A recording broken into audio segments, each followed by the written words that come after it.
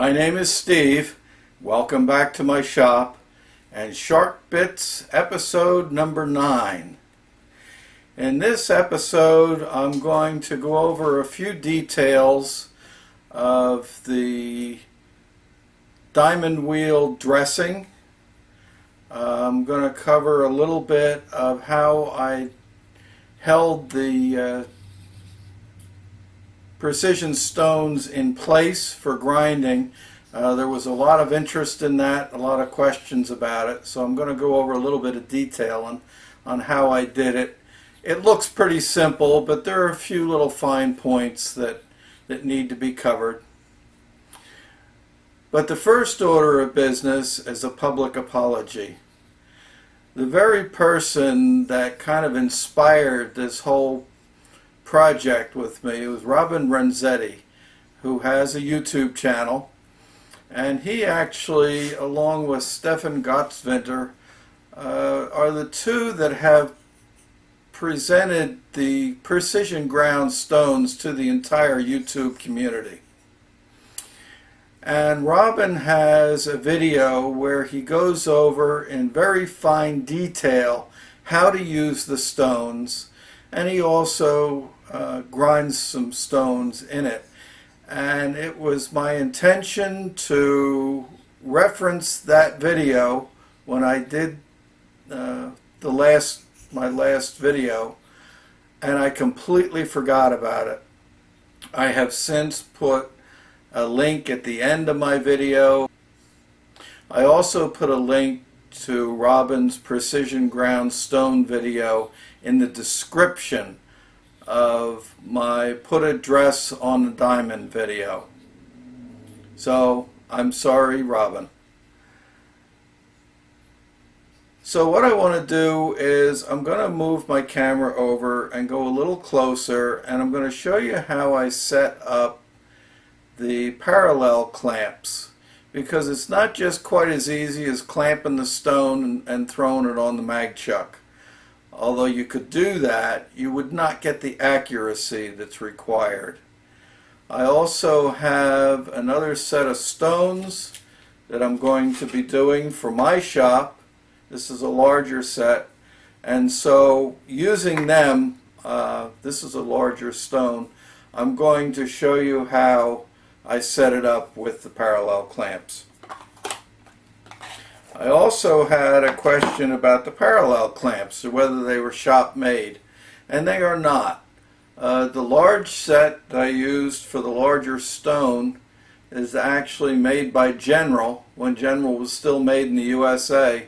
These are probably close to 50 years old. I think I bought them when I was a teenager.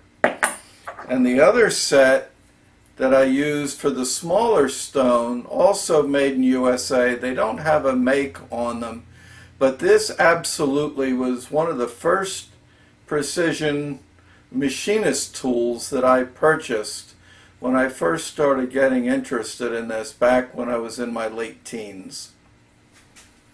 So I'm going to bring you in a little closer.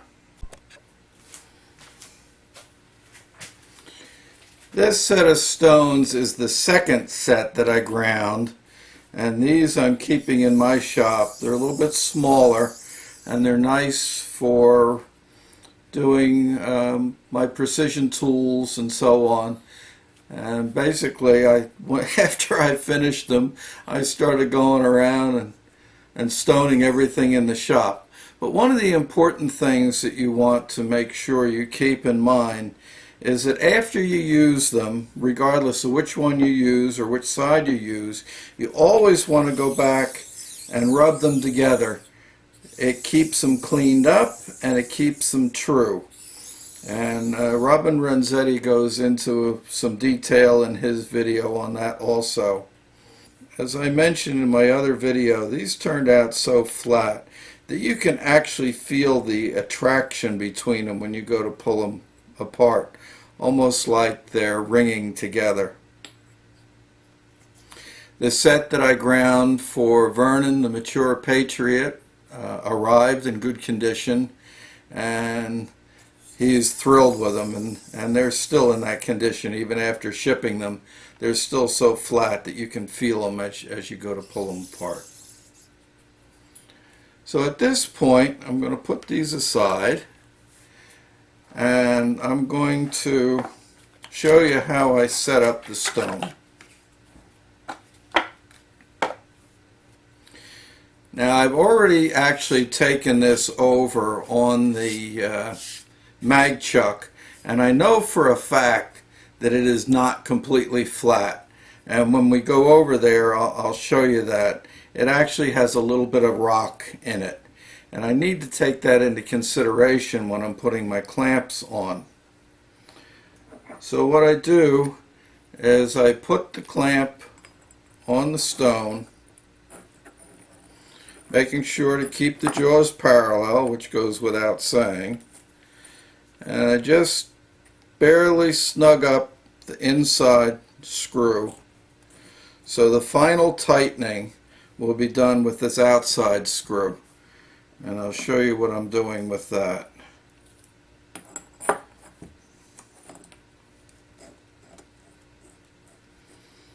So at this point, this stone is still floating in the clamps. It's not clamped in tight.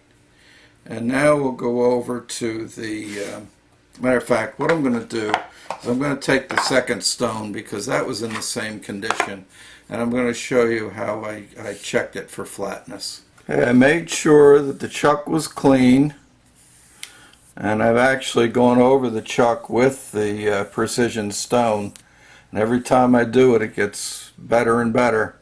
And I wipe the stone off to make sure there's no debris on it, and lay it on here. I don't know whether you can hear that or not. On this corner, from this corner to this corner, it's solid, but on this corner to this corner, it's not much, but there's a little bit of rock in it.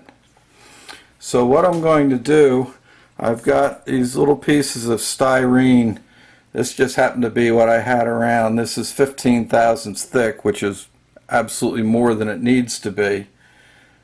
And in fact, you can see right now that that one slides when that one's tight. So that corner is still a little high. And then I'll put a third one in there. So now I've got it mounted on 3, and that will be stable. Now I'm going to come back with the stone in the clamps, and I'll show you how I go about tightening that. I've already got my shims in place.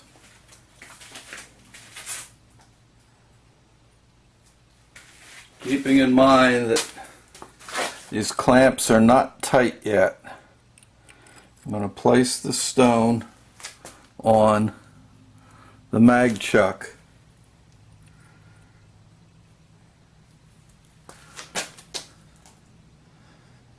And notice that I have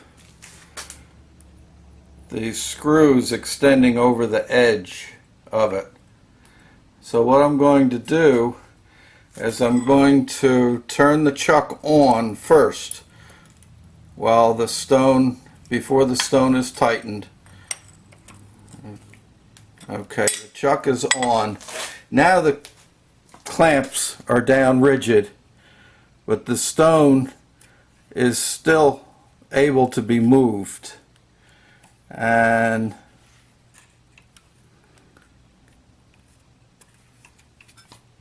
make sure it's down tight on the pieces of plastic. And now I'll just take these outside screws, the rear screw of the clamp, and just snug them down. And at this point, that stone is solid. It can't go anywhere. I go ahead, I grind this side. I usually do both the coarse sides of both stones first, and then I go over. The more you use the grinding wheel, the more accurate it actually becomes. It comes flatter and flatter and flatter. Another question that came up from the first video had to do with the coolant. And I am using the Cool Mist, and it's a small siphon unit that I put on my grinder. I think I have a complete description in one of my grinder videos. And I keep it at an absolute bare minimum just so it's picking up some fluid. So I'm not using a lot of fluid. But what it does is it absolutely knocks the dust down and keeps it down completely. And it's not really soaking the stones, I suppose, like maybe a flood coolant would, although they do definitely absorb some moisture. But I've found so far in the ones that I've done that within a couple of days, at least in this weather, they're completely dry and very serviceable. I haven't gotten, so far with the 2 sets that I've done, I haven't got any warping, and it's been well over a week since I did the first set, and they are still perfectly flat. I'm also going to go into a little bit more detail on the dressing of the diamond stone. In the previous video, I showed just a couple of short clips and really didn't go into any detail at all on how I went about using that crush dresser. And I've got to tell you, one of the reasons that I didn't is because it's the first time I had used it, and the absolute first time I hooked it up, it was downright scary. I didn't film that just because I should have. I would have scared myself if I had seen it again. But I have zeroed in on it, and I'm going to show you the clips that I have of doing some dressing. The stone is in good shape right now, or the wheel is in very good shape right now, so I don't want to go through and do it again to demonstrate it. But what I'm also going to include in this video is where I use the crush dresser freehand. And in the first video where it's used in the vise, it keeps it nice and square for truing up and squaring up the diamond wheel. It doesn't cut the diamonds. What it actually does is it cuts the bonding agent, and the diamonds just kind of fall free. And that absolutely I did do dry, and it causes a lot of dust. And so I'm going to keep that down to a bare minimum.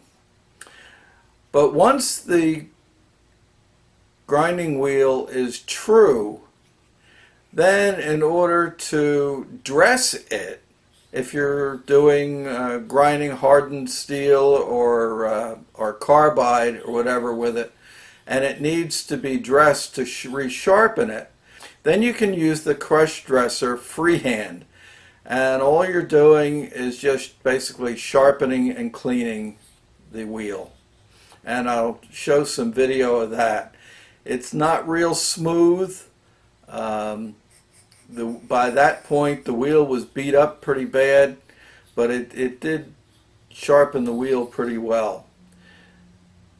One other point that I want to make is that in grinding these stones, it's kind of self-dressing, which is one of the reasons that I do the coarse side first. I do the coarse side first before I do the fine side.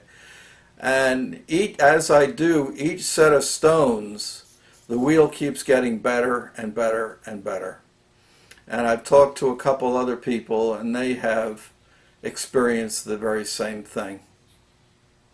So I'm going to take you over, and I'm just going to show some of the video clips of dressing it. Now that I've described what happened, maybe it'll make a little bit more sense. I've been experimenting with this a little bit, and I found that I can control the speed of it pretty good just by touching the roller with my glove. So I use the stone in this configuration to true up the wheel, and I can use this handheld to just dress the wheel. Once it's been trued up, I can use it to dress it to expose the diamond.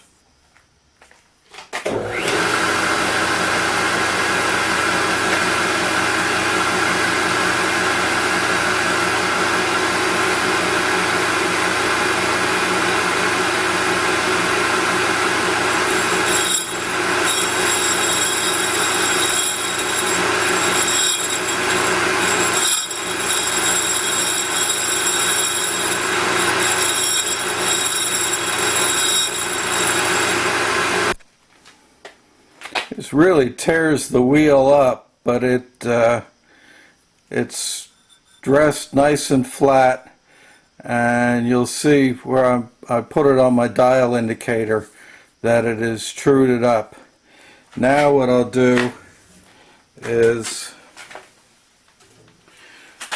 use my soft aluminum oxide white disc to continue to dress it and do a finer dress on it.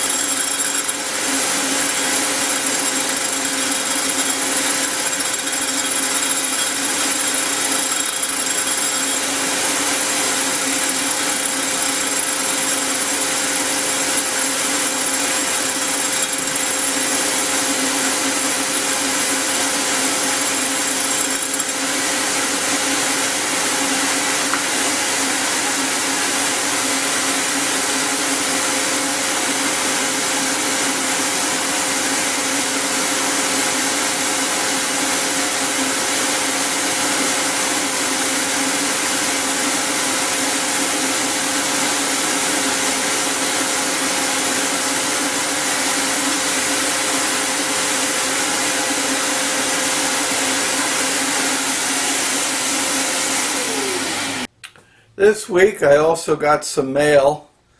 I got a couple of When Hell Freezes Over stickers from Stan Zinkowski, and this is part of the marketing and advertising campaign for the 2019 Summer Bash. So in support of that, I got a couple stickers, and I will be using the hashtag When Hell Freezes Over in all of my videos. I also purchased an item from Greg Capel. I'm sure many of you know him. He sells on some of the Facebook used machinist tool sites and is a very respected seller. I've gotten several items from him. And this week I got a number 5 tap wrench from him, which is a little bit larger than most of the smaller series that I have. I have a very large one that's about 18 inches long.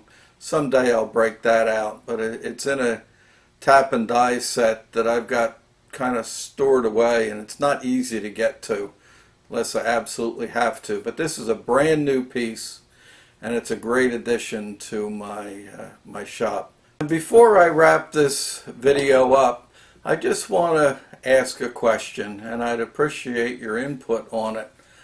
I have been considering putting together a series of short videos, less than 10 minutes, 5 to 7 minute type videos, and I want to call it Back to Basics. Because I noticed as I'm going through and doing a lot of my regular videos, I give some instruction on some of the functions that I'm doing, some of the setups and so on, but I think that it would be an advantage to have a database of standalone how-to videos on some very basic things. such as tramming the vise. I know there's a lot of them out there and they tram the vise before the video, but you'd be able to put in tram the vise and come up with a 5-minute video and dealing strictly with that. One of the other things that I thought of doing is calibrating a precision level. These are just a couple of the things that have come up as I have been doing some of the other videos, and I want to get your input, see if you have any interest in that. So let's wrap this video up. I want to thank all my subscribers, all the new subscribers particularly. We've had some new ones adding up. I've set a goal of 1,000 that I want to hit by the time we go to Summer Bash, and you can help. Going through the analytics, I see that nearly half of the people that are watching my video are not subscribers. So if just those people alone would subscribe to the video, I'd be able to hit my goal, and it has nothing to do with the magic number of 1,000 for monetization, because it is not my intention to do that with the videos. What I am going to be doing is making some shop items available to support the work here in the shop.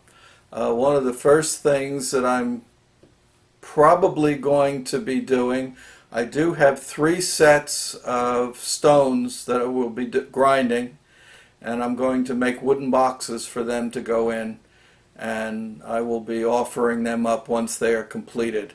I expect to do the grinding on them within the next couple of weeks.